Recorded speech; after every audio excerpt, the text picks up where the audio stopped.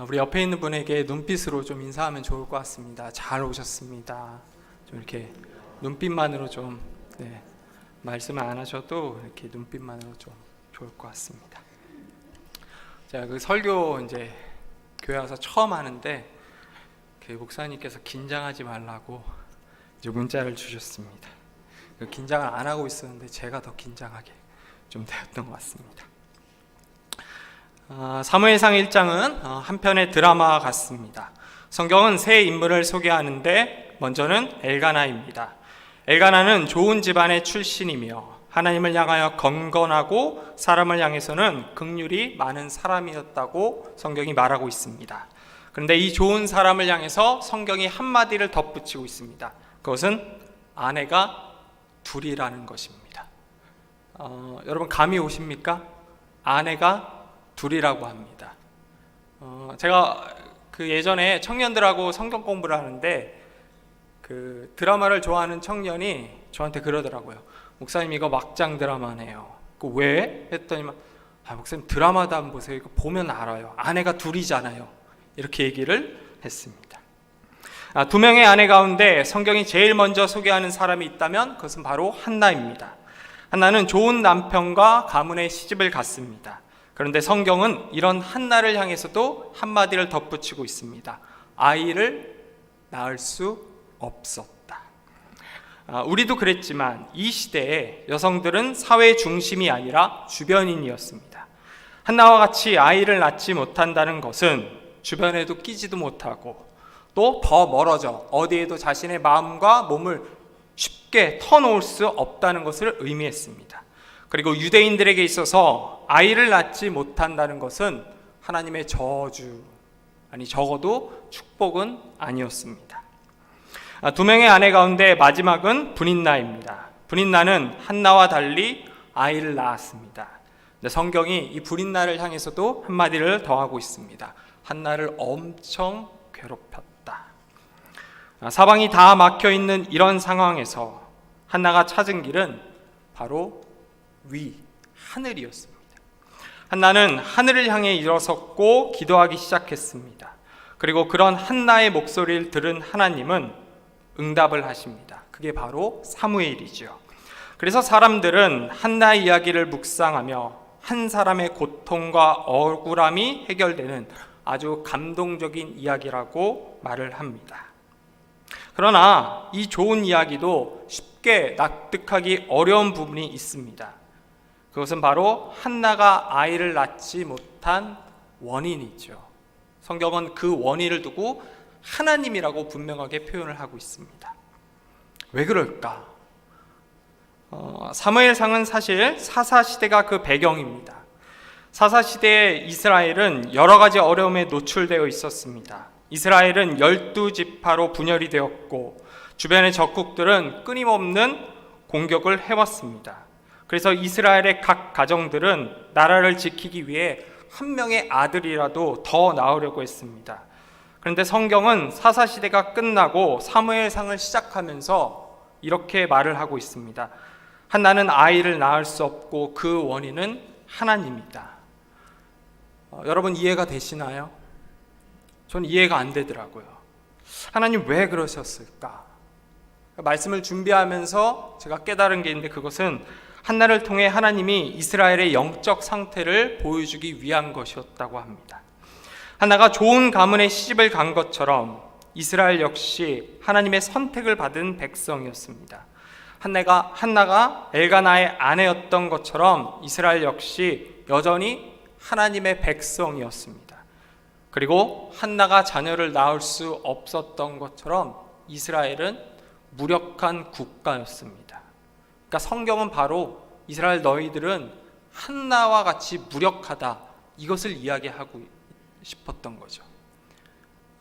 목사님께서 저를 이제 소개해 주실 때 그 상담학 과정을 이제 공부하고 있다라고 이제 말씀해 주셨는데 제가 그 목사님하고 면접을 볼 때 좀 제가 잘못 표현을 했던 것 같습니다. 제 그 전공은 이제 교리입니다.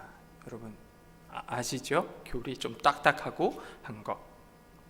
근데 제가 상담도 사실은 공부를 조금 했습니다. 그래서 상담을 전문적으로 할 수 있는데 제가 상담을 할 때 내담자를 만나서 상담을 할 때 이 내담자가 성장할 때를 제가 보게 됐습니다. 그게 언제냐면 자기 자신을 객관적으로 보면서 인정할 때예요. 유명한 그 호스피스 병동에서 일을 하셨던 분 중에 엘리자베스 퀴블러 로스라는 분이 계십니다. 인간의 죽음이라는 책을 쓰셨는데 이분이 사람이 죽어가는 그 모습들을 보면서 어떻게 죽음을 받아들이는지를 5단계로 나눕니다. 그러니까 처음에는 받아들일 수 없어서 부모가 와도 난 죽음을 못 받아들여 하면서 막 주먹을 휘두르고요, 폭력을 행사하죠. 난 지금 죽는 게 아직 준비가 안 됐어, 이 얘기를 하고 있는 거예요. 그런데 시간이 지나면서 이 환자들을 위로하고 품어줄 때 이 환자들이 나는 죽는구나, 이거 받아들여야 되는구나, 이런 상황을 그대로 받아들인다고 합니다. 그리고 나서 그들은 죽음 앞에서 삶이 바뀐다고 하죠. 근데 상담도 비슷하더라고요. 상담을 할 때 내담자들이 나는 잘못한 게 없어, 이 상황이 잘못했어, 이렇게 얘기하기도 하고 내가 뭘 잘할 수 있을까 이렇게 얘기하기도 하는데 나중에 자기 자신을 보면 자기 자신을 인정하게 돼서 그런지 이 사람들이 성장을 하는 걸 제가 보게 됐어요. 제가 말씀을 묵상하면서 하나님께서 한나를 통해 이스라엘을 경고하는 것도 있겠지만 동시에 이스라엘을 향해서 야, 니네들 객관적으로 어떤 상태인지 알아야 돼, 이 얘기를 하고 있다는 걸 제가 알게 됐습니다. 여러분의 영적 상태는 어떠신지요? 하나님이 지금 우리에게 그런 얘기를 하고 있는 거죠. 나는 객관적으로 영적으로 괜찮을까? 여러분, 우리가 신앙생활을, 제가 보니까 여기 신앙생활 오래 하신 분들이 이제 계신 것 같은데요, 우리 이건 알지요? 내가 예배를 열심히 많이 드린다고 해서 구원받지 않는다는 거. 그렇죠? 예배 가운데 우리가 하나님을 만나고 구원의 기쁨을 누리는 건 맞지만 예배를 많이 드린다고 하나님을 만나는 게 아니죠. 그렇죠? 중요한 건 뭐냐면 내가 정말 하나님 앞에 서 있는가, 그 앞에서 내가 정말 죄된 인간이었다는 걸 보았는가, 그리고 그 하나님과 함께 은혜를, 하나님의 십자가 은혜를 같이 통과했는가, 이게 더 중요한 거죠. 성경은 오늘 우리가 읽은 이 한나의 이야기는 바로 그것을 이야기하고 있다고 생각합니다. 그러나 그럼에도 불구하고 여전히 개인적인 한 가지 질문이 좀 남았습니다. 그것은 왜 한나가 이런 고통을 겪어야 할까입니다. 저는 이것을 질문을 만들면서 왜 사람들이 고통을 겪어야 될까, 하나님을 믿는데, 이런 질문이 함께 따라왔습니다. 한나의 고통 앞에서 세 사람은 서로 다르게 반응을 합니다. 먼저 엘가나는 한나를 더 많이 사랑을 합니다. 엘가나는 제사를 드리고 나서 가져가는 분깃의 갑절을 한나에게 주면서 사랑을 표현하고 있습니다. 근데 여러분, 이 갑절은 원래 장자에게 주어지는 법적 효력을 가진 것입니다. 그러니까 이 갑절은 원래 누구한테 가야 되죠? 분인나한테 가야 돼요. 한나는 아이를 낳지 못했고 분인나는 아이를 낳았기 때문이죠. 그렇죠? 그런데 한나가 가져갑니다. 여러분, 엘가나의 이런 행동을 한나가 봤을까요? 못 봤을까요? 대답 좀 해주십시오. 엘가나 봤을까요? 못 봤을까요? 봤겠죠. 네, 맞아요. 분인나가 그럼 화가 날까요? 안 날까요? 나겠죠. 이런 남편의 행동 때문에 분인나는 한나를 향해 무차별적인 공격을 퍼붓습니다. 그리고 마음이 상한 한나는 울면서 아무것도 먹지 않았다고 합니다. 제가 볼 때 정확하게는 먹지 못했을 것 같아요. 그런데 이 상황에서 남편 엘가나는 한나를 또 위로한답시고 이런 얘기를 합니다. 에이, 그깟 아들 뭐라고, 10명보다 내가 낫지. 제가 이걸 묵상하는데 이렇게 남편이 눈치 없나? 나도 그런가? 이런 생각이 들더라고요. 정말 눈치 없다는 생각이 들었습니다. 한나가 아이를 낳지 못한 사건, 정확하게 말해서 하나님이 한나의 태를 닫은 사건은 엘가나에게 있어서 한나를 더 많이 사랑하는 이유가 되었고 분인나에게는 죄가 되었습니다. 여러분, 그럼 한나는 아이를 낳지 못한 이 상황 속에서 무엇을 했죠? 대부분 기도라고 얘기를 하죠. 근데 그 기도 바로 앞에 뭔가가 있습니다. 우리가 본문 말씀에서 읽지 않았지만 우리가 읽은 본문 말씀 바로 그 뒤에 뭐라고 돼 있냐면 한나가 일어났다라고 합니다. 정확하게 그들이 실로에서 먹고 마신 후에 한나가 일어나니라고 되어 있습니다. 한나는 하나님을 향해서 일어섰습니다. 한나는 자신을 사랑하지만 아무런 도움을 주지 못하는 남편의 위로와 자신을 향한 분노를 퍼붓는 브린나의 괴롭힘을 마음에 품고 있는 그대로 하나님을 향해서 일어났습니다. 그리고 기도했죠. 그러니까 하나님이 아이를 낳지 못하게 한 것은 한나가 하나님 앞에 나오며 동시에 이스라엘도 하나님 앞에 나오도록 불렀던 사건이라고 볼 수 있습니다. 여러분, 우리가 혹시 들어보셨는지 모르겠지만 철학자 가운데 파스칼이라고 하는 사람이 있습니다. 팡세라고 하는 아주 심오한 책을 적었죠. 제가 어렸을 때 그 책이 있는 걸 보고 이렇게 몇 구절 읽다가 덮었던 기억이 납니다. 무슨 말인지도 기억이 잘 안 나고 해서 좀 나이가 들어서 읽어보니까 엄청 심오하더라고요. 각각의 문장들이 주옥 같은데 파스칼이 이런 말을 했다고 합니다. 인간에게는 인간이 채울 수 없는 공간이 있다. 근데 그 공간은 오직 하나님만 채울 수 있다. 제가 볼 때 한나도 아이 때문에 채울 수 없는 공간이 생겨났던 것 같아요. 그리고 그런 것들을 아마 다른 것들로 채우려고 했겠죠. 그러다 안 되니까 마지막에 어떻게 해요? 하나님을 향해 일어서 기도하러 간 거죠.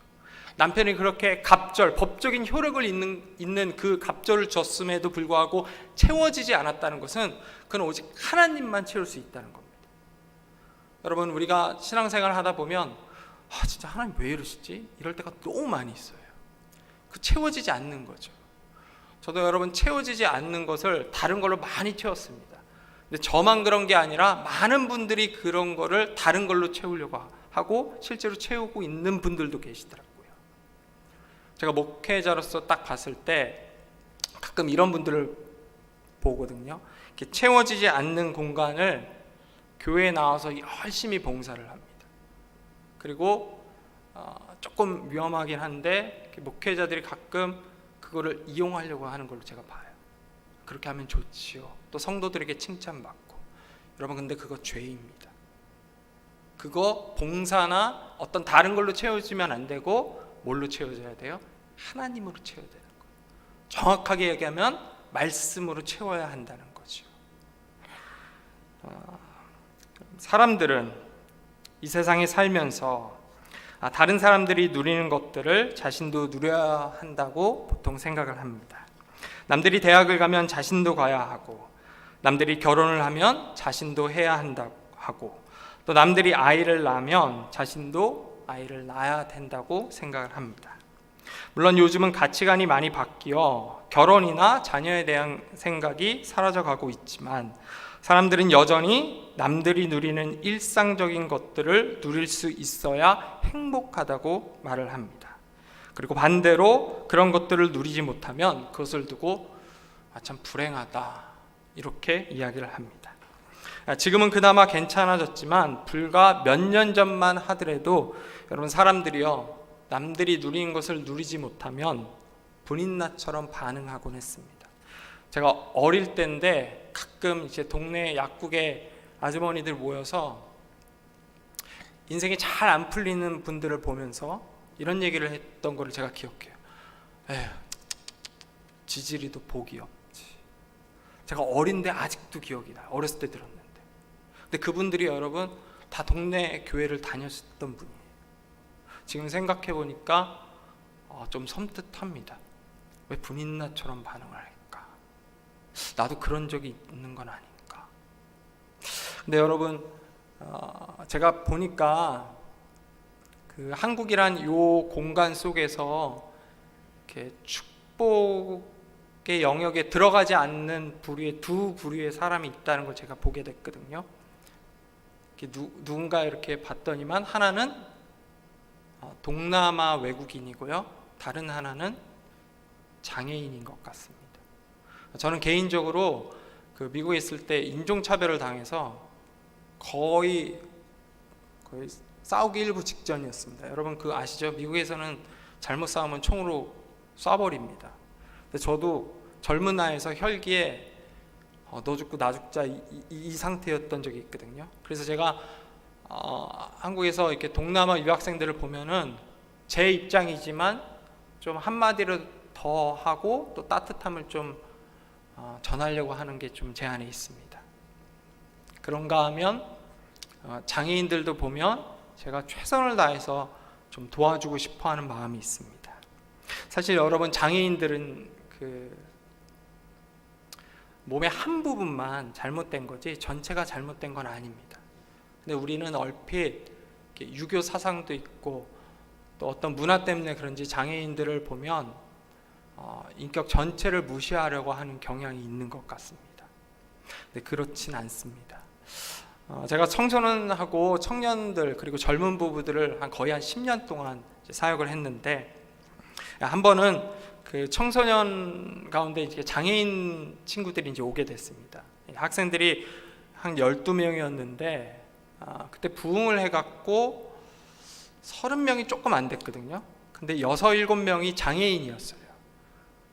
근데 이 친구들이 특수학교는 아니고 인문계 학교를 갔습니다. 그래서 제가 졸업식 때 꽃다발을 들고 간 적이 있습니다. 물론 이 친구들은 수업은 다른 데서 봤거든요. 근데 제가 너무 기뻐서 대학도 있더라고요. 그래서 꽃다발을 들고 갔는데 제가 이걸 봤어요.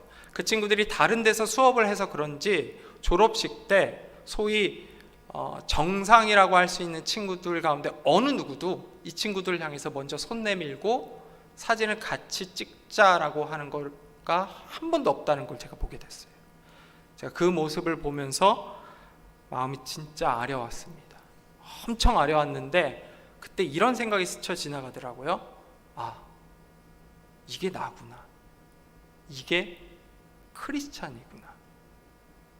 여러분 우리가 크리스찬을 정의할 때 세상에 살지만 세상에 속하지 않은 자라고 이야기를 합니다. 저는 이 말이 참 멋지다고 생각합니다. 근데 현실도 그런가요?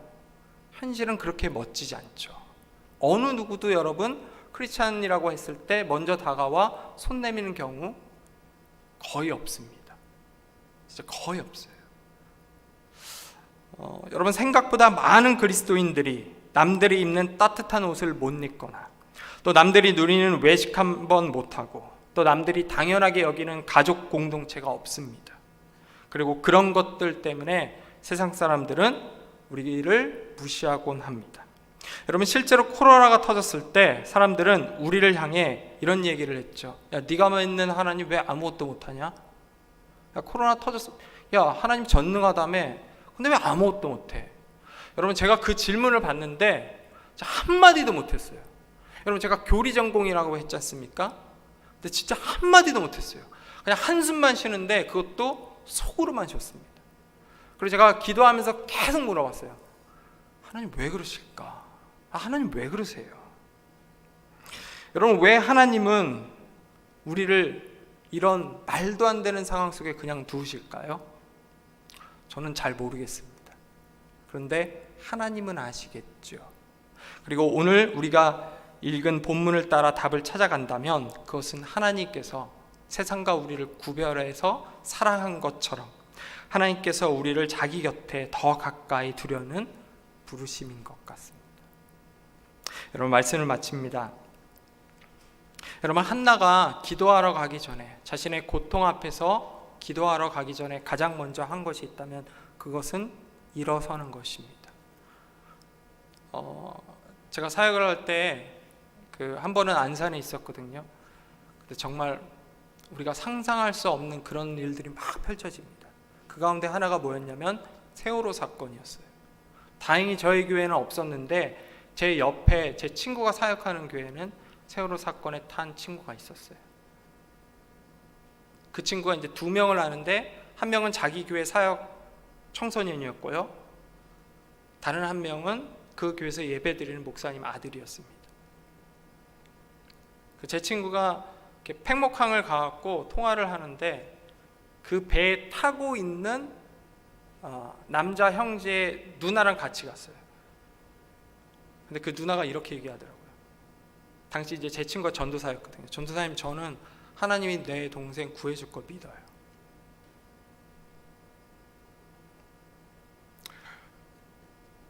근데 20분 뒤에 시체로 발견이 됩니다. 여러분, 그 앞에서 할 말이 아무것도 없더라고요.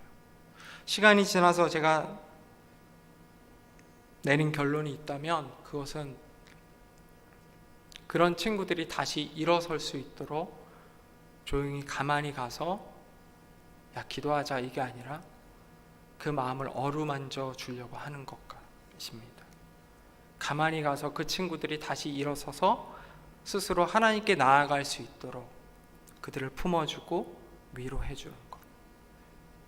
여러분 가운데 혹시라도 한나와 같은 상황이 있다면, 혹시라도 한나와 같은 상황을 지나갔다면, 아니 혹시라도 한나와 같은 상황에 있는 사람을 알고 있다면, 그때 우리에게 필요한 것이 있다면 그것은 아마도 그들을 가만히 위로하는 마음이 아닌가 싶습니다.